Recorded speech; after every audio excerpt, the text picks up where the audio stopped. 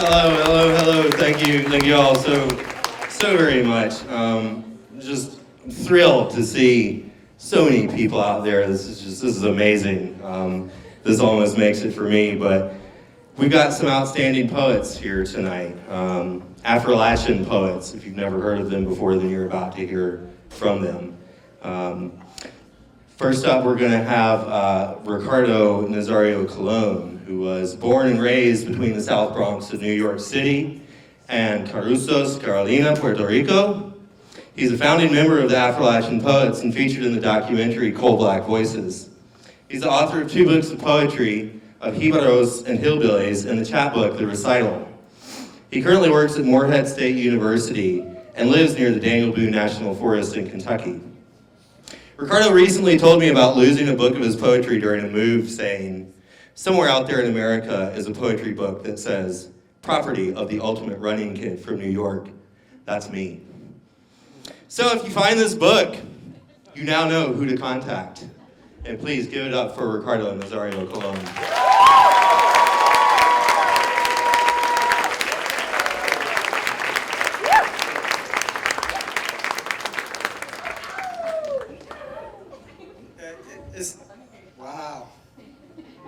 Wow. I can't see all of you, but wow. Shout out to the people in the back and on the edges. Yes? All right. I'm very happy to be here. It's my first time. I've been dying to come here for like 20 years. So I'm glad that I finally got to come here. Yep. I lost my hearing in the Marine Corps on this side, so I just heard, yeah! So, am I giving you my car? Something's going on, right? Yeah, all right. But, no, it's great to be here. It's great to see lovers of poetry, so give yourself a hand of applause. Yes, fantastic. You know, if this was like the 1200s, we'd be in front of the king. If the king didn't like you, off with your head kind of thing, but hopefully that won't be the case here tonight. One of the things that the Affrilachian Poets is a collaboration of faculty, staff, and students. Back in 1991, we all got together, people who love poetry writing, and we created this group, and it kind of became something really special. We're still together, we still operate under the name, we still support each other, even though we've gone in many different places. A few years ago, we did a spring break tour of several parts and places and cities and universities of Appalachia, and every day we wrote a poem. And we workshopped that poem, and at the end of that week, we did a whole reading of just those poems that came out of the tour. So I'm going to start by reading some of those poems from that experience. This first one is called Silence in the Mountain. It is not the shock or disbelief that has numbed every hill and dale on my body, nor can I say that these men and women whom I have sheltered for generations hate me. I want to forget, but on my best day, the sound of metal, a vibration on the road, or the smell of asphalt brings it all back, and I feel like it's happening again and again. Sometimes, no matter how many times I wash my face, the smell of gasoline remains and my wrists burn. These sensations are overwhelming, and they cling to me like a deep despair that disconnects me from this reality. And I pray for everything to just pour out. With each minute, I learn to survive, even though part of myself has been stripped, lost. My body wakes me at the same time that it happened. It is not the headaches or the belly aches that make things difficult. It is the loss. Every night, when the moon chases the sun from my sky, I search the mountain. I look in the brooks and under the brush. There is shame in my movements now. Strangers see the change in me and choose not to visit. And I wonder if they think I am damaged goods. In some way, I feel responsible. I must have seduced them. Perhaps my pristine beauty was too alluring, and I took it and them for granted. I just wish I could stop feeling dirty, that my sense of worth was higher, that every stare was not one of pity or judgment. It's been nearly 90 years, and it seems like it will never go away. But I have learned not to think about it every day anymore. Thank you.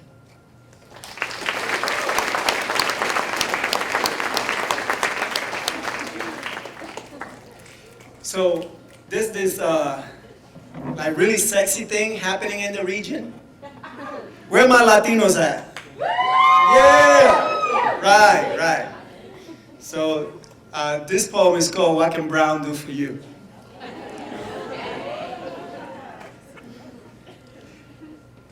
Brown doesn't know when or why Brown was born. Sometimes Brown lives and feels like a stranger.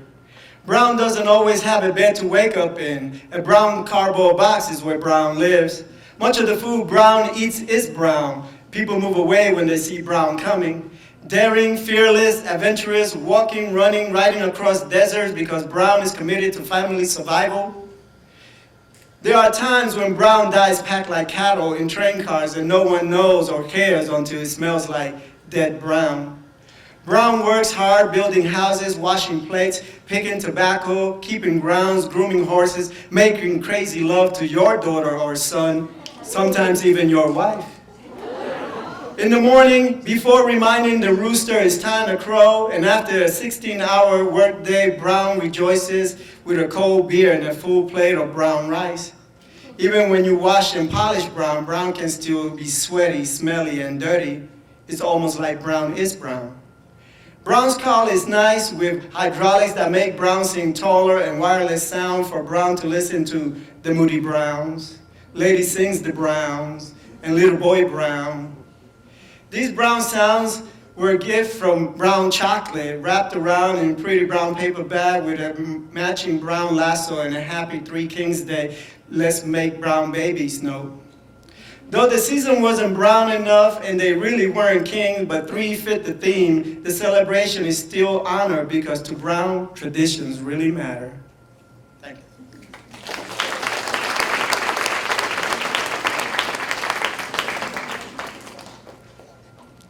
So Puerto Ricans have oh, by the way, I'm Puerto Rican. So Puerto Ricans have this particular dialect that comes from southern Spain. It's called the Andalusian dialect. So we tend to eat certain letters when we speak Spanish. So the letter S becomes a J, the letter R becomes a L. So, you know, most people will say Ricardo with two R's. I say Ricardo with one R and an L. So the word Tuscaloosa is Toscaloosa for me. So a little, keep that under your hat. So this poem is called Toscaloosa. In the west side of Toscaloosa, country boys still say howdy and ma'am, and they tip their cowboys' hats to salute a lady. This morning, their daily ritual was interrupted by a subtle nod from a vaquero with his family. The Copenhagen smiles disappeared, and memories of the running of the bull across the deep south decades ago brought about a chill at the country store we call Kmart. Alabama sounds Spanish to me, and Toscaloosa reminds me of Yabucoa, Humacao, and other Aboriginal names in Puerto Rico. The familiarity of these names beckons me. But this is the deep south, and no matter how dirty you are or how warm it is outside, it can be a cold place to take a drink of water. That's all right, yeah. Enjoy it. You know, that gives me energy. So I'm gonna switch up a bit. I forgot how much time, I'm known to hug the mic. How much time do I have? You know, somebody keeping track. Yeah, you have to. I'd be like, when is he getting off the mic? 15 more minutes? Damn. 20 more minutes? What? I don't know that the audience wants me up here for 20 more minutes. So I spent a lot of time on the road, and for a year I commuted 2.5 hours to work and then 2.5 hours back. So I would get up on the road about 6 o'clock in the morning, go across the time zone, get to work by 8, and turn around and do that same thing in the afternoon, and still be on time to pick up my son at day after school. So Yeah. Yeah. I know, it's shameless promotion. So being on the road, you see a lot of things. You fall asleep. You start doing things to keep yourself entertained. Don't do it. So one time I was, riding in the middle of a tornado watch. So, hey, look, a fun cloud hit the ground. So this poem is called Concentric Days. No, this poem is not the one that I want to read. Totally gave you guys the wrong poem. I'm going to read this one, and we'll get to that tornado poem in a little bit. Concentric Days. Last summer outing. People trickle out of the subway like rain. The air sweats. His chest thumps. His foot moves with excitement. Too many holiday weekends hats look the same. 5:59 a.m. He stands in the autumn. Quiet is the rustle of leaves that drag the wind along the road. They settle at his feet. Streetlights imitate yellow sack spiders. Scarecrow tonight. He turns from where the sun will rise. The search remains. His reckoning will not be accurate. Nervousness winds inside his pocket. He feels the shape of his fingerprints. Winter solstice. First frost this year. Fingers uncoil and curl inside the leather jacket. What kind of trees were these when they had leaves? He notices the fragile look. A random day in February. The corner trash can overflows. A crushed beer can plays hotshot across the street. There are no birds perched on power lines. First week in March. A musketeer keeps a sword by his side, the thumb ready to press the release button. The springs new and strong. It hasn't rained yet. May. Nature's price is paid through thorns. Where do domestic flowers grow? There's calmness to the blood. There aren't enough petals to await her return.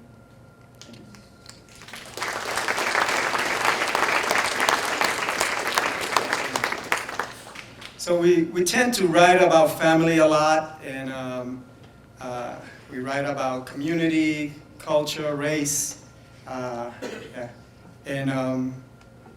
we share probably more than our family wants us to share. So this might be a poem that my mother might have objections to. Mami está ahí. She's not here, so I can read it. Let's go. And I will follow. I never asked if he held me at birth, if the 12 pounds I carry were a measurable gift to him, if he kissed me on the forehead or held me close to his breast, if his piano-stained fingers edged my supple exterior. Did he smile like men of his time, half crooked and belly full? Were they Cohibas or Montecristos? Did he wire news overseas? El bebé is varón, stop. Pesa 12 libras, stop. No te preocupes, stop. Este salió blanco, stop. Did he carry your luggage when you boarded Pan Am? How are these answers going to make him my father?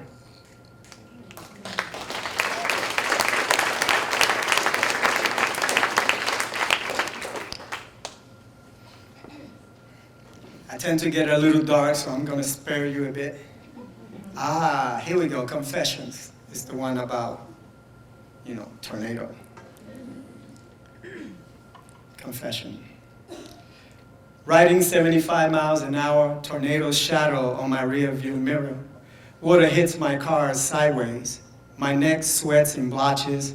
I-65 south of Elizabethtown is a gauntlet of hail and wind. My car wants to swoon. I pat the dashboard, a low, sweet talk. We are going to do this together. My body wants to ungather itself. My eyes observe in panic. The car is still strong, even though the gas needle is on empty. My mind repeats, 1 gallon, 29 miles. 1 gallon, 29 miles. We are going to do this together. The billboard says, hell is real. Now is not the time to confess my sins, but my lips are running in the whisper of monasteries, asking for forgiveness, for I have sinned. I know where there is a body. I gave money to terminate a life. I've coveted, I've had my neighbor's wife. There is a road underneath my feet. There is little that I can see. We keep pressing this journey, strong against this howling wind, riding 85 miles an hour, tornadoes shadow in my rearview mirror.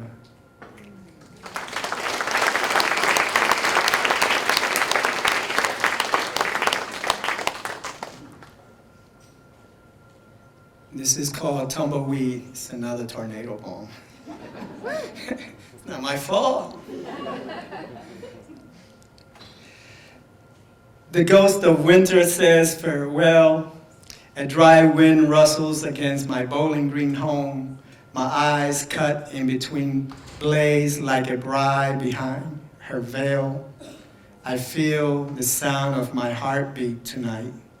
I retreat between the stratosphere and atmosphere of my house. There is breathable air somewhere in my indecision. Hell's harvest rattles against my window.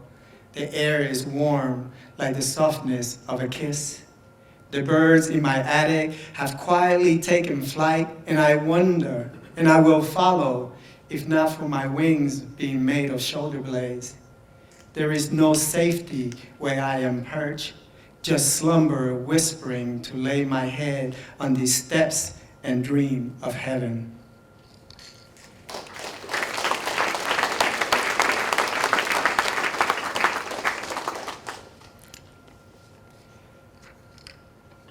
This is Elemental. Who made the 10-string guitar, el cuatro? Who gave Puerto Rican women hips and the men paso fino? Who made the bolero? You know the bolero, a dance that cannot be described by just any word, too intimate and simple, makes grown-up be unfaithful. Tell me how his feet brought her off the chair, how her breast was teenage breathing when her hands touched. Tell me again, he was the devil, that his brimstone did not smell of custard apples and mangoes. Show me his burnt mark, his calling card still remained when she was laid to rest.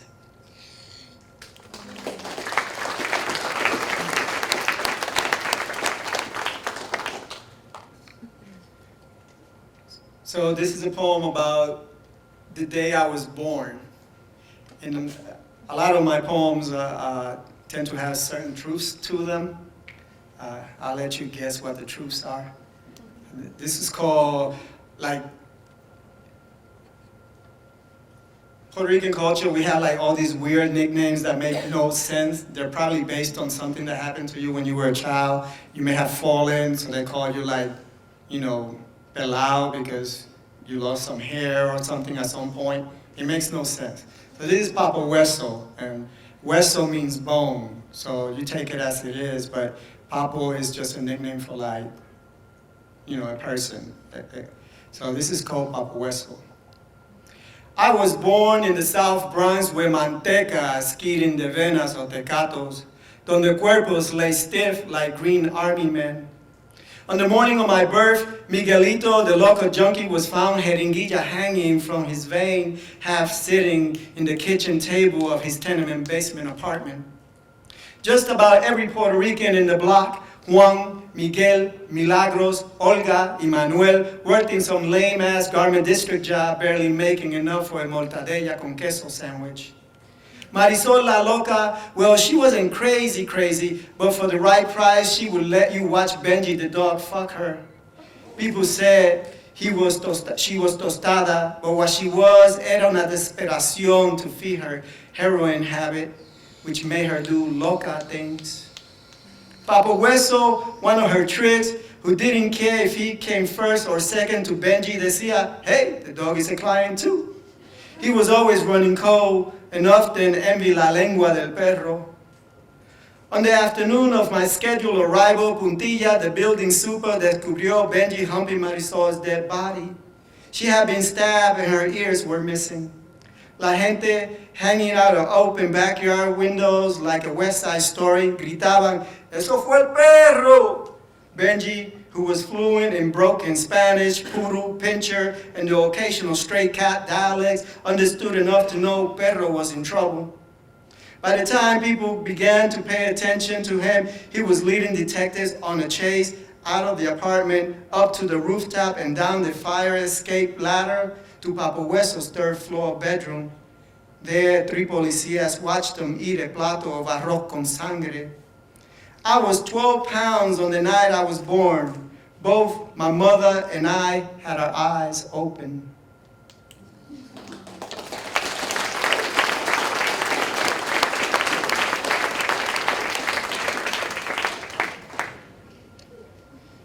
So in the Caribbean, where I spent like the first 10 years of my life, there's this thing about older men who sit like outside of a coffee shop or outside of their house, and they have this like distant look to them, you know. They're like looking, but they're really remembering something really, really powerful, some memory that kind of keeps them together. Sort of like holding on to life. So this piece is about that. It's called El Fumar. In La Plaza, old men cutting guayaberas sing the morning wake. They hold memories of jíbaros on carreta full of papas and ajos, café steams on their lips.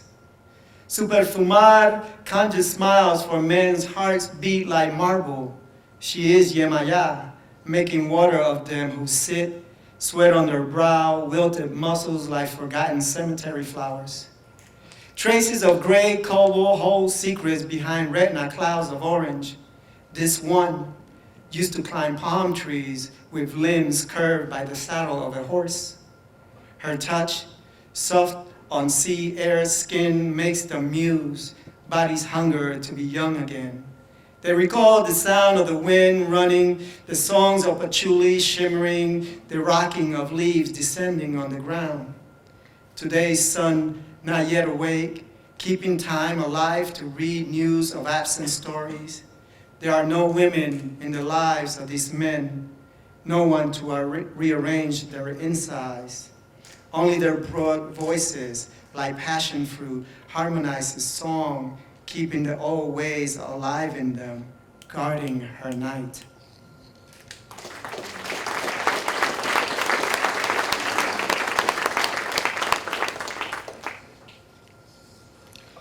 So when I began to write my first book of Jibaros and Hillbillies, I was doing some research about Latinos in the South and the history of Latinos in the U.S. and found all sorts of stuff that you don't get taught in the school system, because it really doesn't help the mission of preserving the Union. So for many people, we just got here like 2 presidents ago, right? So it's cool for me because I'm like a hot commodity, even though I've been here 48 years,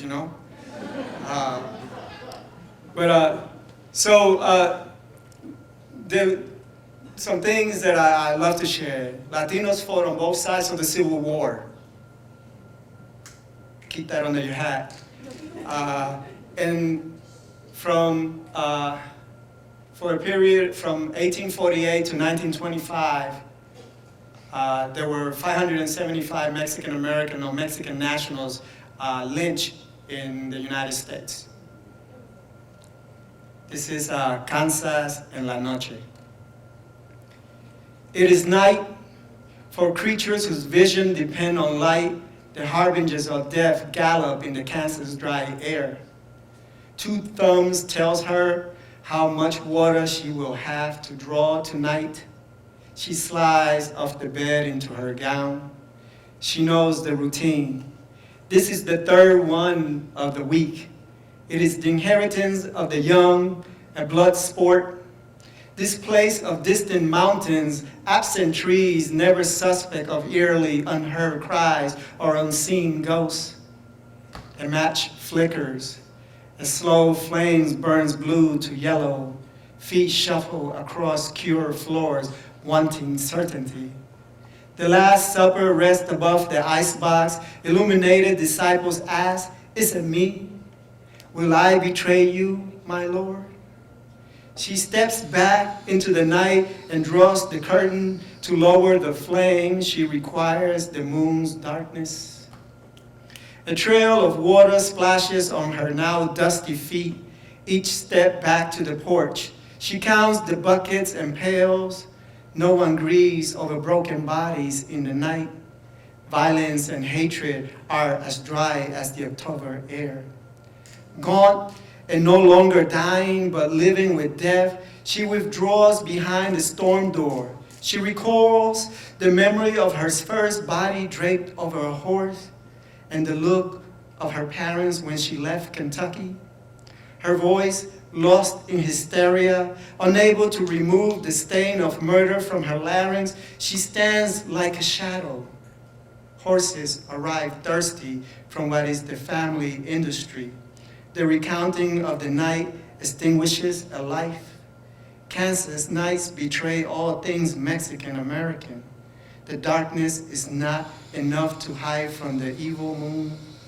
There isn't anything supple about her in this place. The horror of a lynching is not as disconcerting as the theater of it all, or the communal acceptance and the hard liquor that binds fathers and sons.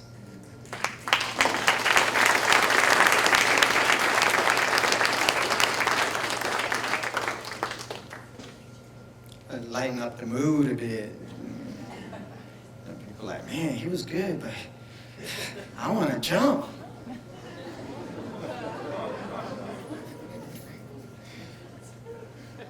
All right. So, one of the things that about Latinos, not only in the United States, but abroad, a lot of Latinos would say that we don't have any racial problems in Latin America. Everybody's Puerto Rican, Colombian, we all get along. Lies.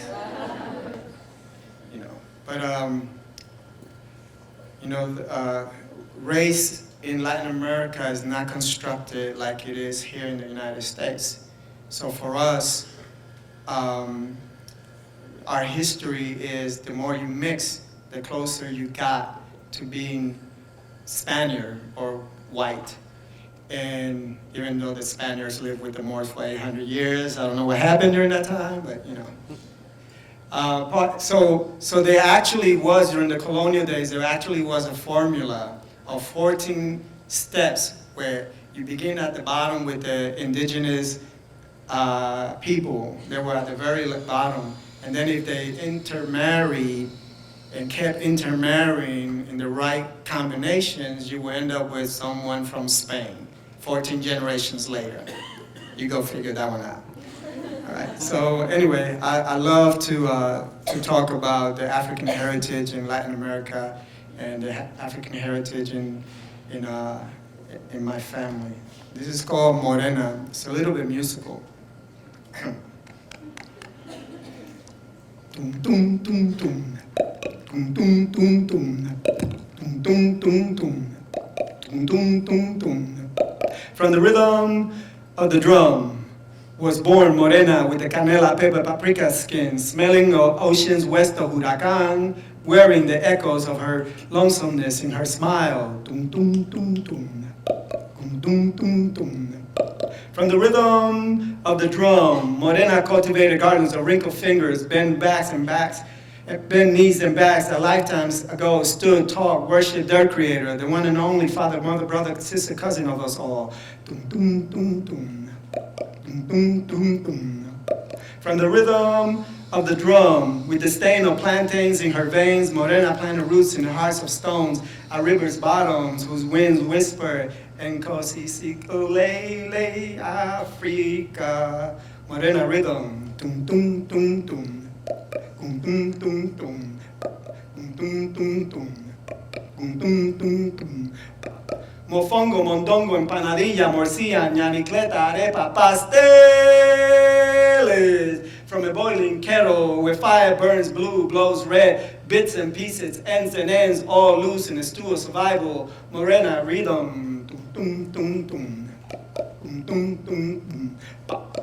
With the sweetness of coconut milk in her lips, and memories of footprints washed away by the sea. Morena molde moreno, danza viro reflejos. Tum tum tum tum. Tum tum tum. Tum tum tum. Tum tum tum tum. From the rhythm of the drum, Morena.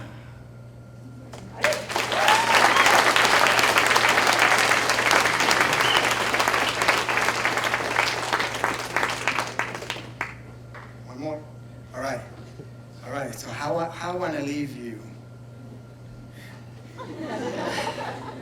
Yeah, all right. I got to read this because I was in the Marine Corps. I spent 8 years as a Marine, and this was very close to my heart. This is a poem about September 11, 2001, and it is basically, I was working in New York City at the time, and this is my day, my morning.